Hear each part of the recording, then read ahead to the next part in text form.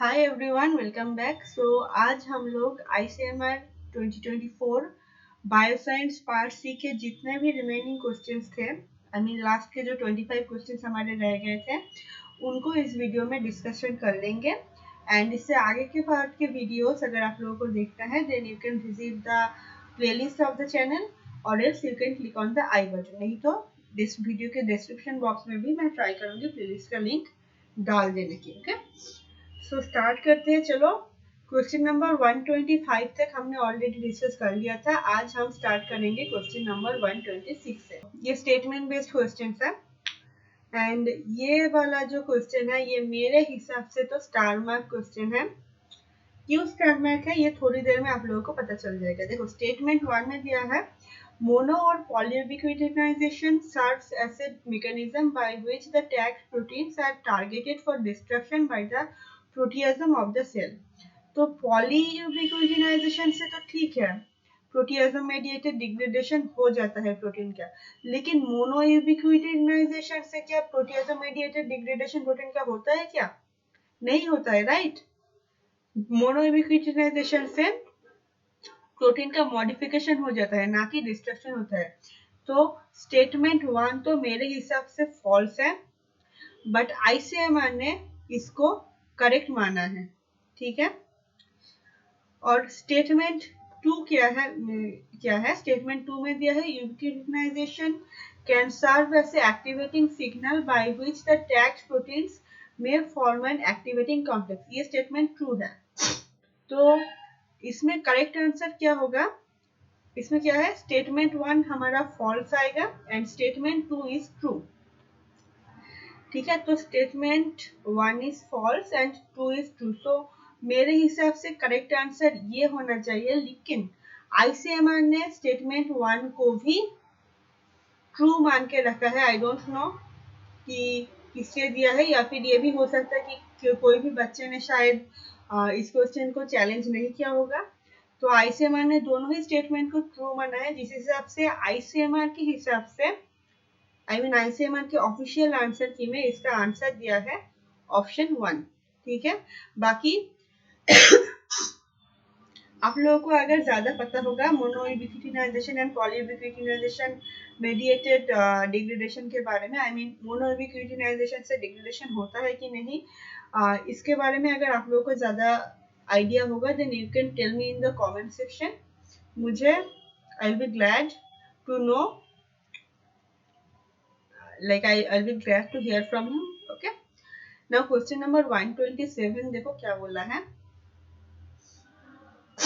ये match the following type का है एंड बहुत ही इजी क्वेश्चन है। देखो, enumerate T cells with a single antigen specificity.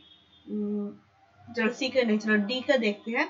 To quantify cytokine secreting effected T cells. तो ये हमें पता चलता है एलाइस्पोर्ट मेथड के बारे में, एलाइस्पोर्ट मेथड से। ओके, तो डी का आ जाएगा 1।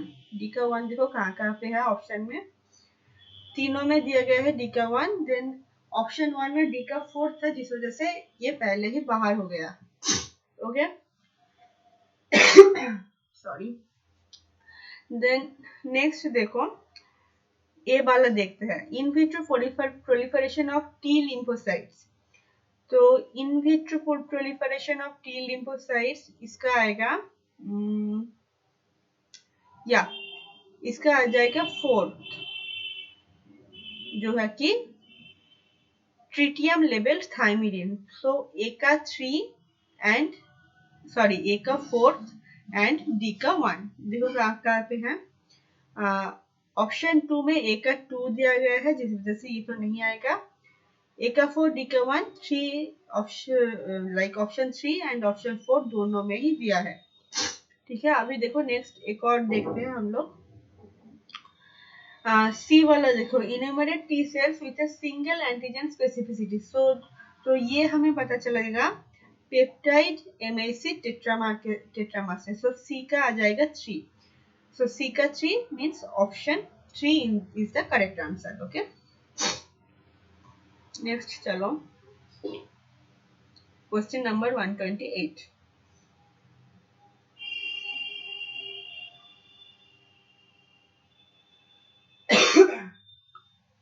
Again, statement based. Fewer than 5% of lymphocytes produce TCRs that binds MHC peptide complex with high affinity. These will survive and mature. No, ये स्टेटमेंट गलत है। किस लिए गलत है? देखो, तो fewer than 5% of T lymphocyte produce TCR that bind to MHC peptides with high affinity, इतना तक तो सही था ये स्टेटमेंट, लेकिन this will survive and mature ये वाला पार्ट यहाँ पे गलत है। मैं इसको हाईलाइट कर दूं, एक मिनट रुको।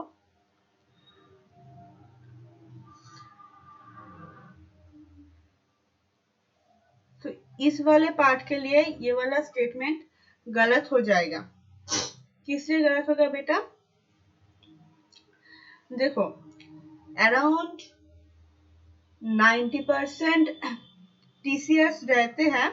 टीसीआर ऐसे होते हैं जो कोई भी आपका सेल्फ एंटीजन हो गया या नॉन सेल्फ एंटीजन हो गया, उनके लिए कोई भी एफिनिटी शो नहीं करेगा।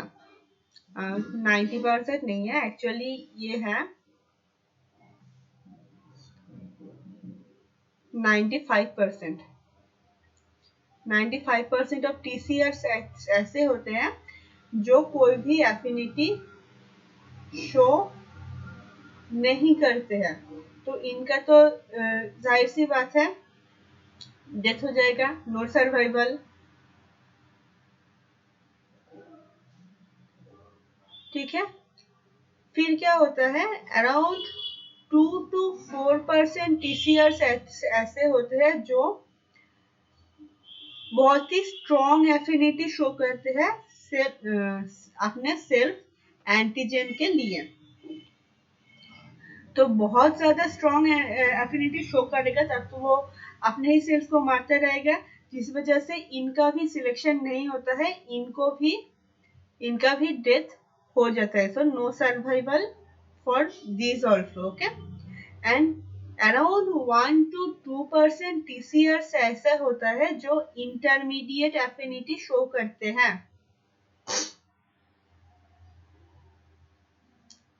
इंटरमीडिएट एफिनिटी आप लोगों को नहीं दिख रहा होगा शायद, मैं थोड़ा सा ऊपर कर लेती हूँ।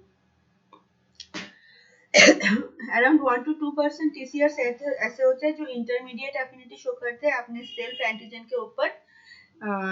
सो इन लोगों का क्या होता है, इन लोगों का सिलेक्शन हो जाता है। ओके, तो इस हिसाब से क्या होगा, स्टेटमेंट 1 तो हमारा गलत हो जाएगा, बिकॉज हाई एफिनिटी वाले को हम लोग सिलेक्ट नहीं करेंगे।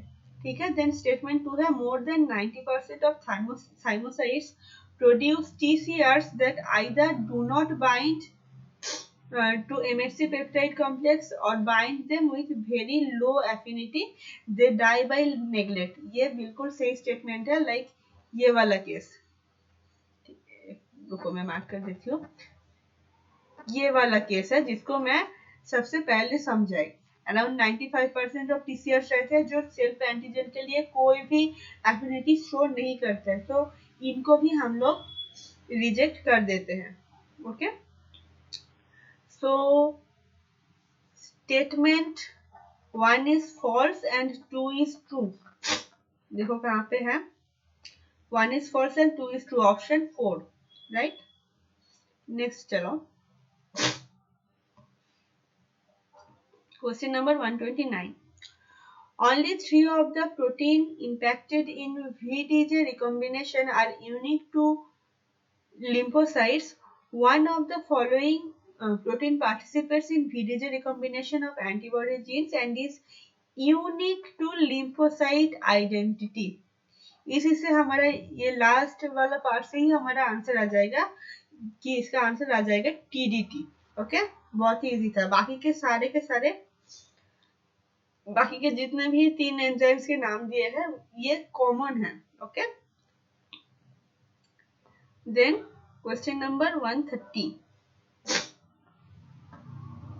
आप लोगों को किसी भी क्वेश्चन में कोई भी डाउट या क्वेश्चन हो, feel free to ask me in the comment section. मैं आप लोगों के कमेंट्स भी पढ़ती हूँ एंड उनका रिप्लाई भी करती हूँ। ओके ये वाला क्वेश्चन असर्शन रीजन बेस्ड है। So assertion is type B T cells which sneak through the negative selection process in the thymus, correct है? थाइमस में ही टी सेल्स का पॉजिटिव या नेगेटिव सिलेक्शन होता है। रीजन क्या है? थाइमिक मेडुलरी एपिथेलियल सेल्स और dendritic cells are uniquely capable of forming MHC class 2 no, not only MHC class 2, यहाँ पे MHC class 1 एंड 2 दोनों ही मिलते हैं, जिस वजह से reason is false. So assertion is true and reason is false. देखो A is correct and R is not correct, option third आ जाएगा करेक्ट आंसर। नेक्स्ट चलो, क्वेश्चन नंबर 131। ये तो नीट लेवल का क्वेश्चन है, कोई भी 12th का बच्चा भी बोल देगा। Insects belongs to which class? तो ये बिलोंग करते हैं आर्थ्रोपोडा में, ठीक है। आगे चलो 132। ये भी बहुत ही इजी क्वेश्चन है, आप लोगों को पढ़ाया ही जाता है कैंसर में भी और सेल साइकिल में भी। So to hit origin of cancer, that is both the alleles need to be inactivated for a gene to be inactive, was first demonstrated or observed in where? So ये first demonstrate हुआ था retinoblastoma gene में, okay. और इसी का example भी पढ़ती हूँ आप। क्वेश्चन नंबर 133 देखो, ये भी इजी है। Telomeres enzyme is active only in stem cells, ये स्टेम सेल्स में ये एक्टिवेट रहते हैं। डिफरेंशिएटेड सोमेटिक सेल्स में ये एक्टिवेटेड नहीं रहते हैं। कैंसर सेल्स में ये एक्टिवेटेड होते हैं। मसल सेल्स में ये एक्टिवेटेड नहीं होते हैं। So A and C is in the option 4th। Okay आगे चलो, ये भी इजी क्वेश्चन है, बहुत ही डायरेक्ट है। In a trisomic individual the number of chromosome is what? देखो ट्राइसोमी का क्या मतलब है? ट्राइसोमी का मतलब होता है नॉर्मल से एक क्रोमोसोम ज्यादा रहेगा। सो नॉर्मल कंडीशन हमारा क्रोमोसोम का क्या रहता है? 2n। देन ट्राइसोमी में क्या होगा? 2n+1। 2n+1 कहाँ पे है? ऑप्शन 2 में है। ओके इतना सिंपल क्वेश्चन था। Question number 135 is next. Which of the following is an epigenetic factor that controls gene expression at DNA level in eukaryotes? तो बेटा DNA level की बात करिए, देन प्रोटीन की बात तो यहाँ पे नहीं होगी। तो 2 and 4 पहले ही बाहर निकाल दो। देन रिकॉम्बिनेशन की वजह से क्या आपका जीन एक्सप्रेशन कंट्रोल होगा? नहीं होगा। एंड ये कोई एपिजेनेटिक फैक्टर भी नहीं है डीएनए रिकॉम्बिनेशन वाला। तो अभी एक ही ऑप्शन बचा है जो है कि DNA methylation. This will be our correct answer. Next question, question number 136। What is the chemical modification of genome that is categorized as imprinting process? बहुत ही डायरेक्ट क्वेश्चन है, मिथाइलेशन आ जाएगा answer. Okay next, Human telomeres have multiple repeats of the following sequences. Direct question है, TTA GGG repeat रहता है। Question number 138। ये देखो इस क्वेश्चन में आपको लग सकता है कि आप लोगों को मैथ करना है, लेकिन नहीं, ये लॉजिक वाला क्वेश्चन है। A man identified with nervous system disease syndrome caused by mutation in mitochondrial DNA, ठीक है, मेंशन है mitochondrial DNA. He married a female without any such abnormality and is healthy. ठीक है, सो मैन क्या है? Man diseased है, man diseased है। और ये डिजीज क्या है? माइटोकॉन्ड्रियल इनहेरिटेंस से होता है।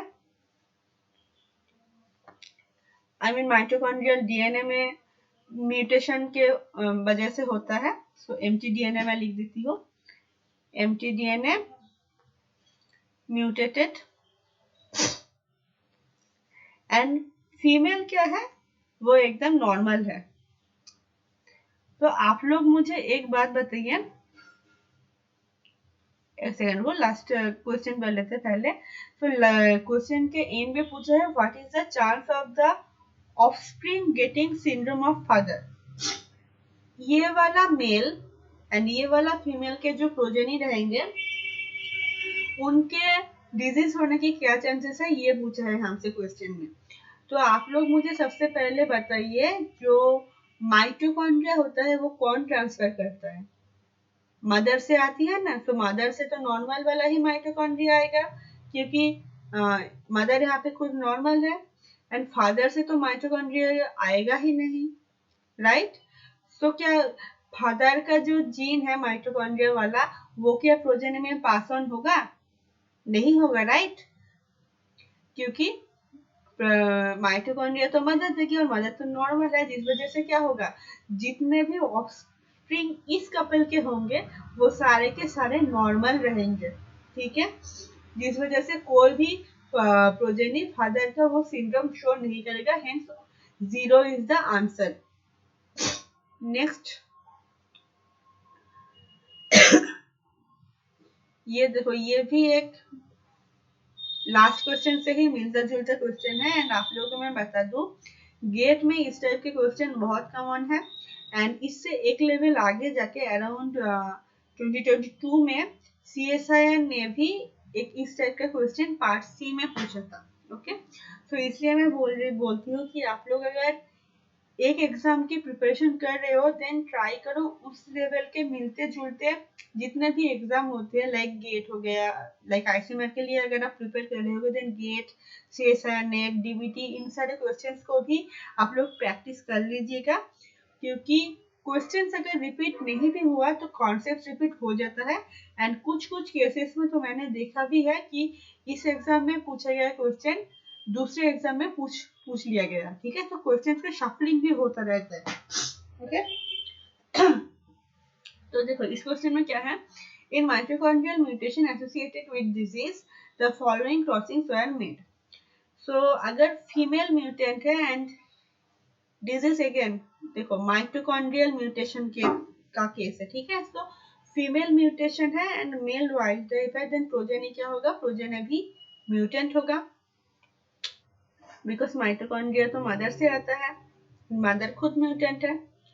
केस 2 में देखो, फीमेल यहाँ पे वाइल्ड टाइप है एंड मेल म्यूटेंट है, तो इस केस में क्योंकि फीमेल वाइल्ड टाइप है, देन प्रोजेनी भी सारे वाइल्ड टाइप होंगे। सो केस 1 में ऑल म्यूटेंट एंड केस 2 में all progeny is wild type. देखो कहाँ पे है, ऑप्शन 1 में ही दिया है, केस 1 में all progeny is mutant and diseased, and case 2 में all progeny is normal. Moving on to the next question, number 140. ये भी एकदम डायरेक्ट क्वेश्चन पूछा गया है। Mendel in his experiment did reciprocal crossing between two phenotypes, plants of purple flower with plant of white color.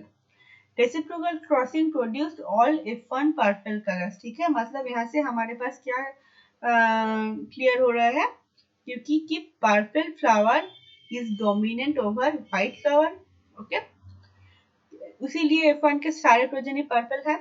By self, next बोला है by self crossing the F1 and F2 generation produces more of purple color flowers and few of white color flowers. Fine, ये भी पता है हमें। From observation, what you infer? All purple color phenotype is dominant and white color is recessive. इसी को मैंने अभी यहाँ पे बताई है, hence option 1 is correct answer. आप लोग देख सकते हैं कितने इजी से क्वेश्चन यहाँ पे पूछे जाते हैं आईसीएमआर में। आईसीएमआर का पेपर तो बहुत ही इजी आता है, ये भी देखो, ये इस टाइप के क्वेश्चन भी आपको सीएसआईआर के पेपर में मिल जाएंगे। पार्ट बी में मोस्टली ये पूछा जाता है। Two plant genotypes, capital small a, small b, capital C, capital D, small d. Small d is crossing with capital small a, small b, capital small a, capital B, small b, capital C, small d and capital E, small d, ठीक है, इन दोनों phenotype का हमें cross करवाना है। Mark कर दूं। इसके साथ इसका क्रॉसिंग करना है। Then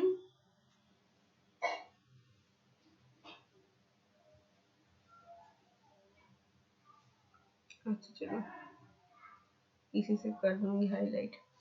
Then assume the genes assert independently how many progeny plants are required to screen ये वाला phenotype कितने मिलेंगे। ओके, क्लू भी दिया गया है यहाँ पे कि make separate cross for each gene to get frequency of genotypes.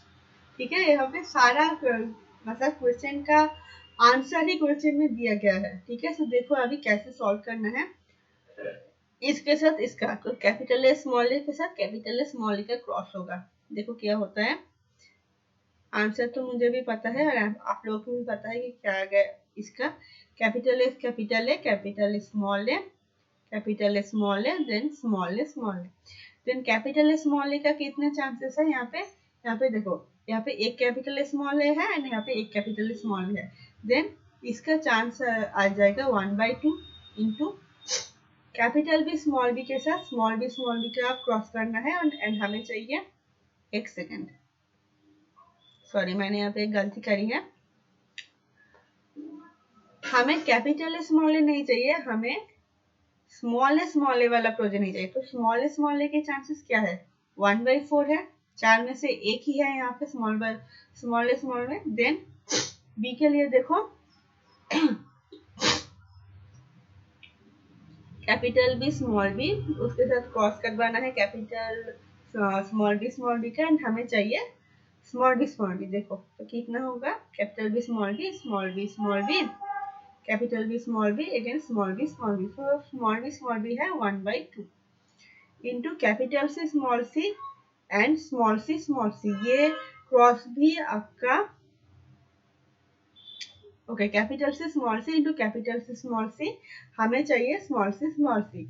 ये क्रॉस भी आपका कुछ capital small cross capital small जैसा ही रहेगा। इसका भी स्मॉल सी का चांस आ जाएगा 1/4।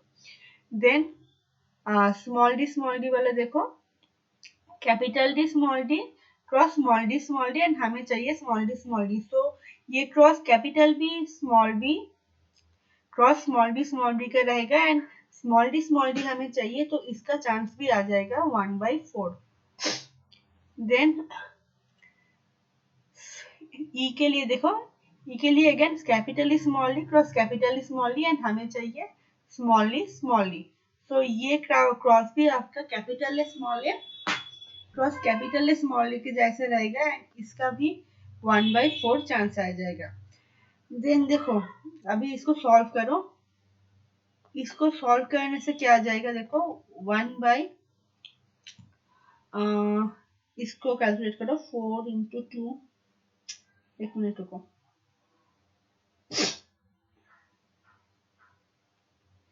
4 इंटू 2 इंटू 4 इंटू 4 इंटू 4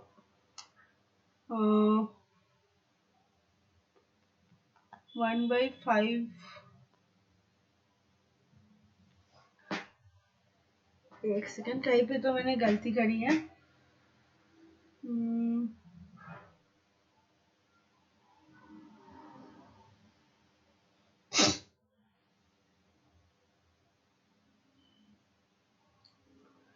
एक सेकेंड रुकना बेटा, कहीं पे मैंने गलती करी है यहाँ पे जो लग रहा है। कैपिटल स्मॉल है चाहिए स्मॉल है तो उसका चांस 1/4 आएगा। ठीक है, capital B cross small B चाहिए small B capital B small B capital B small B 1/2 ये भी ठीक है। Then capital C cross capital small C ठीक है, इसका भी चाहिए हमें स्मॉल सी देखो capital C small C capital C small C capital C capital C capital C small C capital C small C ठीक है, स्मॉल सी का चांसेस भी 1/4 ये भी ठीक है। देन डी वाला चाहिए हमें कैपिटल डी के साथ small D capital D small D, small D small D चाहिए, small D small D, capital D small D, small D small D, capital D small D, then again small D small D. So इसका chance okay, तो यहाँ पे मैंने गलती करी है। Small D आपका 1/4 नहीं, ये आएगा 1/2। ठीक है, तो यहाँ पे मैंने गलती करी थी। ई का भी मैं चेक कर लेती हूँ एक बार के लिए, एक सेकंड रुकना।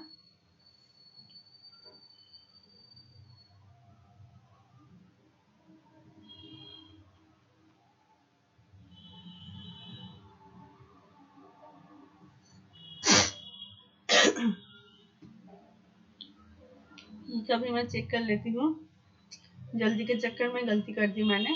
Capital small E, capital small E, capital E, capital E, capital small E, capital small E, small E, small E, small small E चाहिए, देन 1/4। Okay fine. सो अभी इसको सॉल्व करके तो क्या आंसर आ जाएगा? 4 इंटू 4 इंटू 4 इंटू 4, 1/256। ठीक है, तो देखो ये कहाँ पे है, ऑप्शन 2 में दिया गया है आंसर। फाइन, नेक्स्ट चलो। देख सकते हो आपको बहुत अटेंटिव रहना है इस तरह के क्वेश्चन सॉल्व करने के लिए। आप लोग देख सकते हो मैंने डी को कैलकुलेट करने में गलत कर दिया था, गलती कर दी थी, जिसकी वजह से मेरा आंसर भी नहीं आ रहा था। ठीक है, नेक्स्ट अभी 142 क्वेश्चन देखते हैं। मेटाजीनोमिक्स रेफर्स टू, इसको याद ही करना है, genomic study of microbiome. Next question number 143, which of the following statement is correct for heterozygote advantage? So one is it may lead to an increased incidence of autosomal dominant disorders, ये अगर ये होगा then ये advantage कैसे होगा? Option 2 is very unlikely to be traced to a founder effect, no. Does not distort Hardy-Weinberg equilibrium, no. Then fourth is may explain the worldwide distribution of sickle cell disease and malaria, yes. इसका इसी का example भी आप लोग पढ़ते हो sickle cell वाले का हेटेरोजाइगस एडवांटेज में। 144, which of the following is incorrect for mitochondrial disorders? So last option से स्टार्ट करते हैं। So leg disease is a mitochondrial disorder, so ये ट्रू स्टेटमेंट है, जिस वजह से ये इनकरेक्ट, हमें हमसे इनकरेक्ट पूछा था, ये ट्रू स्टेटमेंट है जिस वजह से ये रॉन्ग है। Then 3 is retinal pigmentation and diabetes both could be features, yes ये भी करेक्ट है, जिस वजह से करेक्ट है, इसीलिए गलत है क्योंकि इनकरेक्ट पूछा है। Then less than 50 gene products products are from mitochondrial genome, correct है, इसीलिए गलत है। Then option 1 is all follow matrilineal inheritance, ये ऑप्शन ये इनकरेक्ट है, इसीलिए ही ये करेक्ट है क्योंकि ऑल सारे के सारे माइटोकॉन्ड्रियल डिसऑर्डर्स मैट्रिलिनियल इनहेरिटेंस को नहीं फॉलो करता है। उसका एक एग्जांपल है लेग डिजीज, ठीक है, और बार्ट सिंड्रोम भी एक दूसरा एग्जांपल हो जाएगा, जो माइटोकॉन्ड्रियल डिसऑर्डर्स तो है लेकिन मैट्रिलिनियल इनहेरिटेंस को वो शो नहीं करता है। ठीक है, hence option 1 is incorrect and option 1 is our correct answer. Okay, moving on to next. Question number कितना 145 था आई गेस, यस 145 करेक्ट पूछना है, करेक्ट पूछा है इन लोगों ने। स्टेटमेंट ए इज क्या है, immunoglobulin molecule is made up of 6 polypeptide chains, not 6, 4 polypeptide chains रहता है। ठीक है, तो ए गलत है, ए जहाँ पे भी है निकालो ऑप्शन से। ठीक है, then the DNA encoding the couple light chain contains 4 distinct regions, ये CDR रीजन की बात कर रहे हैं। CDR 4 टाइप के होते हैं, जिस वजह से बी भी सही है, वैसे भी दोनों ही ऑप्शन में था, जिस वजह से अगर ना भी पढ़ते तो भी चलता। देन सी को पढ़ते हैं, देखो close relatives make best organ donor because they are likely to share the same complement appetites, no, ये तो सरासर गलत स्टेटमेंट है, तो सी गलत हो जाएगा। हेंस एक ही ऑप्शन बचा जो है कि B and D. Okay, this is our correct answer. Next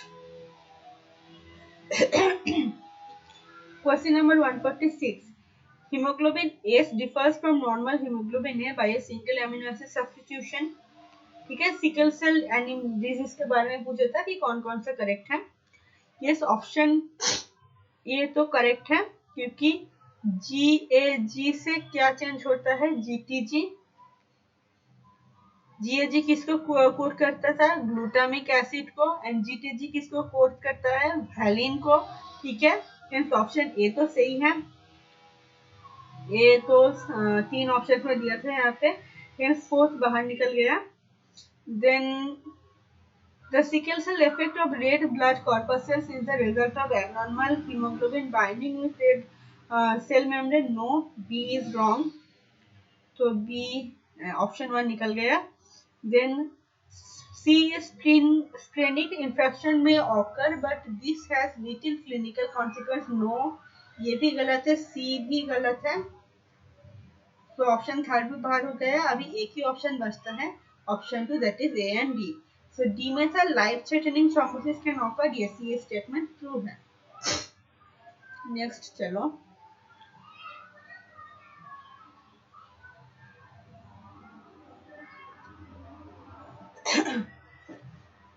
which of the chemicals are used in preparation of metaphase chromosomes for analysis of light microscopy।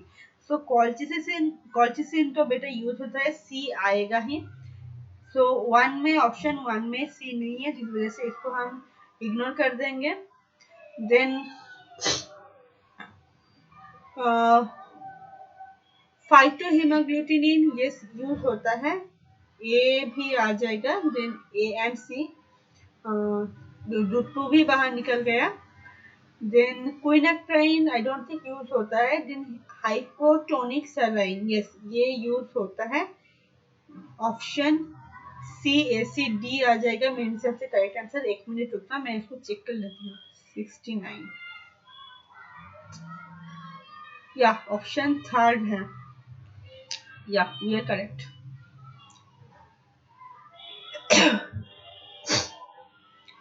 Then question number 148, इसका भी answer की ICMR के final answer की मैं गलत दिया है, ये भी एक स्टार मार्क क्वेश्चन है।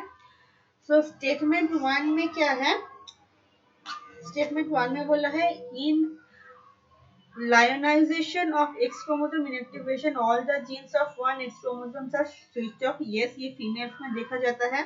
डोसेज कॉम्पोजिशन का केस यहाँ पे बता रहा है, जहाँ पे कोई भी एक एक्स क्रोमोसोम फीमेल्स में रैंडमली इनएक्टिवेट हो जाता है। ठीक है, Their statement 2 is in most phenotypic males with a karyotype of 46XX, 46XX, the SRY is present and found on only one X chromosome। Okay, sorry, ये actually star mark नहीं है, इसमें इसका आंसर सही है, बिकॉज यहाँ पे XX बोल रहा है। ठीक है, मेल का फेनोटाइप यहाँ पे XX है, तो SRY नॉर्मल, जो नॉर्मल XY टाइप का मेल रहता है उनमें SRY Y क्रोमोसोम में रहता है। लेकिन अगर ठीक है कुछ अगर XX कंडीशन का हुआ देन SRY X क्रोमोसोम में रहेगा, जिस वजह से ये स्टेटमेंट भी ट्रू है। सो बोथ स्टेटमेंट है ट्रू, ऑप्शन 1।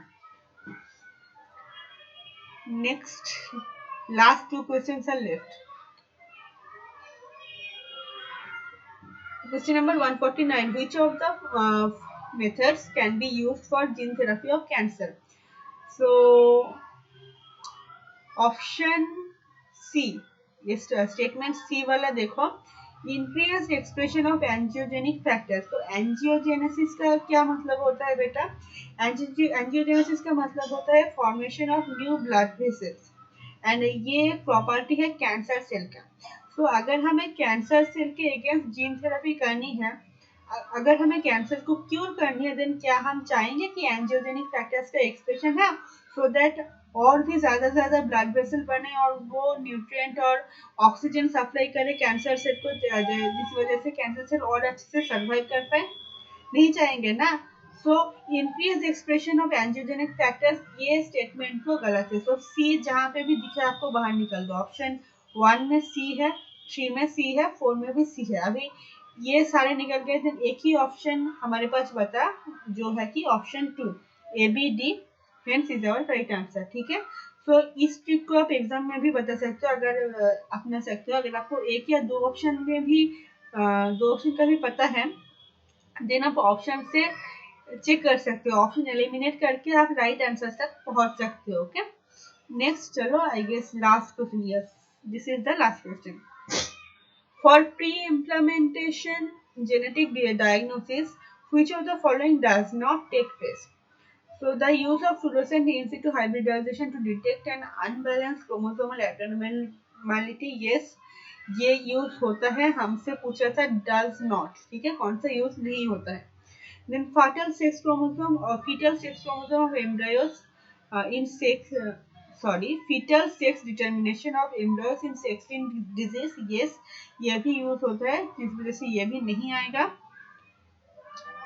एक सेकंड मैं यहाँ पे क्रॉस लगा देती हूँ, एल्स आप लोग कंफ्यूज हो जाओगे।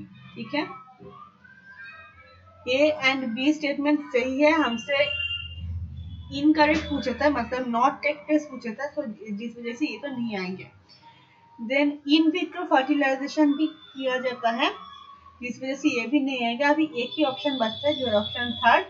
सो testing of each cell of the embryo for the specific mutation, तो ये हम लोग नहीं अपनाएंगे। ठीक है, सो यही पे हमारा कंप्लीट हो जाता है आईसीएमआर बायोसाइंस 2024 का पेपर डिस्कशन। नेक्स्ट आप लोग मुझे कमेंट सेक्शन के में बताइएगा कि कौन सा पेपर डिस्कशन चाहते हो, क्या बायोटेक आईसीएमआर बायोटेक वाला पेपर में करवाओ, या फिर बायोकेमिस्ट्री करवाओ, या फिर बायोस्टेट करवाओ, या फिर आप लोग चाहते हो कि मैं गेट बीटी 2025 का डिस्कशन करवाओ। सो वो आप लोग मुझे कमेंट सेक्शन में बता दीजिएगा। एंड साथ ही साथ कोई भी डाउट या क्वेश्चन हो आप लोगों का, then feel free to ask me in the comment section, and don't forget to video अच्छी लगी हो then like our videos, share with your friends, and don't forget to subscribe our channel. Thank you for joining.